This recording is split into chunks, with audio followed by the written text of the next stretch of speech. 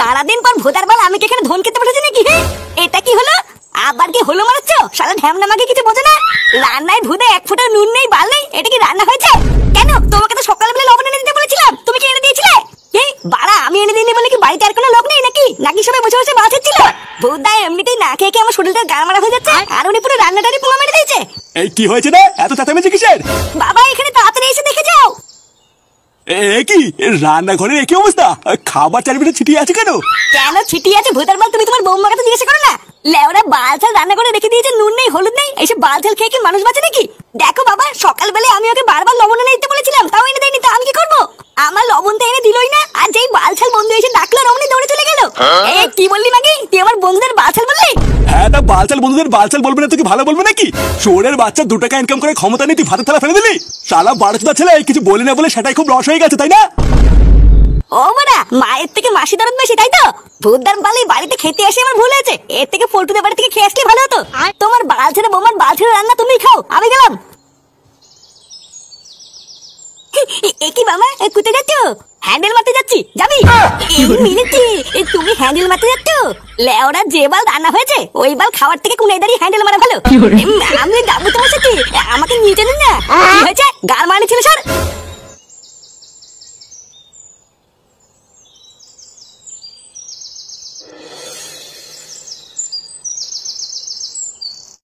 বুঝলি পল্টু, এই গ্রামে এত বছর পরে এসে যে আমার কি ভালো লাগছে।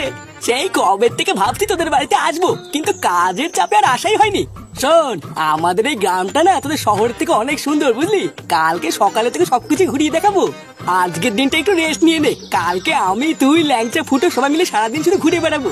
তবে তুই যাই বলিস না কেন পল্টু, তোর এই বন্ধুটাকে কিন্তু আমার একদম ভালো লাগেনি।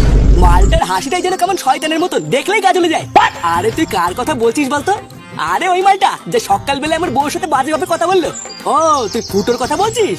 হ্যাঁ হ্যাঁ, ওই ফুটো না চুদা ওই মালটা। তোদের বাড়িতে আমি ঢোকার পর থেকে খেয়াল করে দেখেছি, ওই মালটা আমার বউর দিকে যেন কেমন ভাবে তাকাচ্ছিল। ও চোখ মুখটা যেন কেমন শয়তানের মতন, জানিস? এইসব ছেলে পেলেকে বাড়িতে ঢুকে দিস কেন? আরে তুই ফুটোকে ভুল বুঝছিস, ও এরকম ছেলে না রে। ফুটো এমনিতে খুবই ভালো ছেলে, ও সবার সাথে একটু ইয়ার্কি আড্ডা মারে, এইটুকুই। দাঁড়া, আজ রাত্রেবেলা আমরা সবাই মিলে আমাদের বালছা ক্লাবে বসে পার্টি করবো, ঠিক আছে? তখন তোর সাথে ফুটোর কথা বলে দেবো, তুই শুধু একবার কথা বলে দেখবি, তোর খুবই ভালো লাগবে। এ কি শান্তি ছেলে রে! চুদির ভাই একটু আগে এসে এখনই আমার বন্ধুর কাছে আমার নামে উল্টোপাল্টা বলছে। দাঁড়া, কার মানি ছেলে, আমার নামও ফুটো।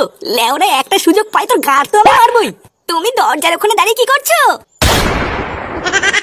আরে বৌদি, তুমি তুমি এখানে দাঁড়িয়ে দাঁড়িয়ে কি করছো? ওইসব ছাড়ো, আগে বলো তুমি খেয়েছো? হ্যাঁ, সেই শহর থেকে তোমরা এখানে এসেছো, খিদে পেয়ে গেছে না? হ্যাঁ, দাঁড়াও দাও, খেয়ে নাও। আরে আমার তো খাওয়া হয়ে গেছে। কি কি বলছো মানে?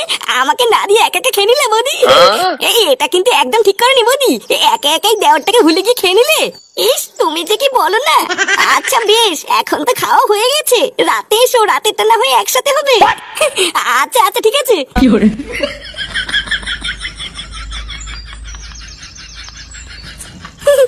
মালটা কিন্তু পুরো খাসা মাল। হ্যাঁ, দাঁড়া বাড়া, আজ রাত্রিবেলা একটা ফাঁক বুঝে এসে এক ছবি ছবি করে দিতে হবে। হ্যাঁ,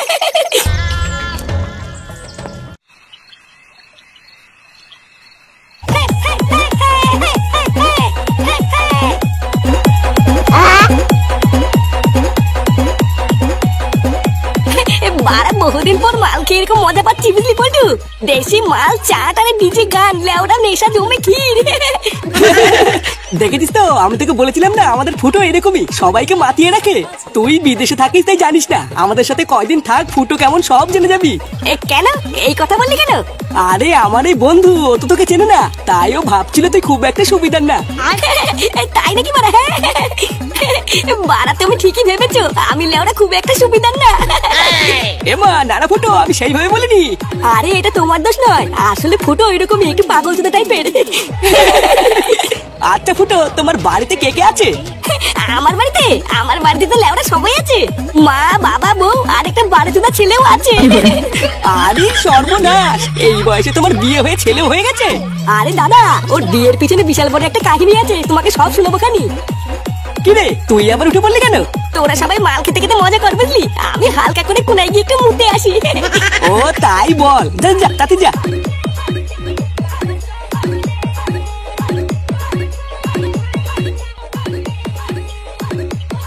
ভূতার বালগুলো এখানে সারা রাত বসে বসে মাল খা গিয়ে আমি টুক করে গিয়ে আমার কাজটা সেরে আসি। হ্যাঁ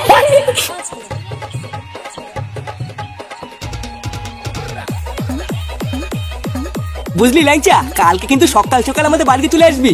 কালকে আমরা সবাই মিলে পুরো গ্রামটা ঘুরবো, বুঝলি? আচ্ছা তুমি চাপ নিও না, কালকে সকালবেলায় আমি আর ফুটে চলে আসবো। হ্যাঁ রে, এখনো তো বোতল পড়েই আছে।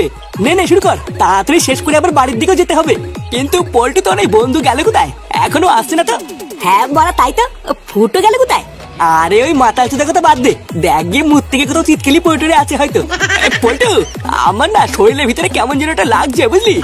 আসলে অনেকদিন মাল খাই না তো, তাই মনে হয় আজকে খেয়ে একটু শরীরটা খারাপ লাগছে। ও তাহলে বাদ দে, তোর আর খেতে হবে না।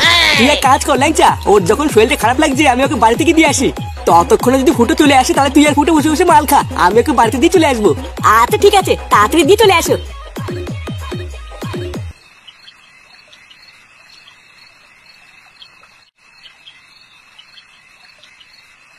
নে বল্টু, বাড়িতে তো চলেই আসছি, এবার তুই চলে যা, আমি ঘরে গিয়ে শুয়ে পড়বো।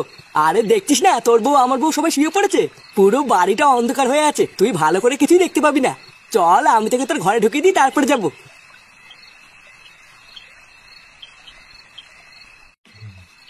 দেখেছিস তো, আমি তোকে বলছিলাম না ঘরের ভিতরে বিশাল অন্ধকার, তুই কিছু দেখতে পাবি না।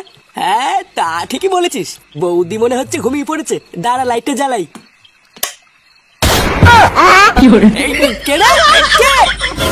खत्म बाय बाय टाटा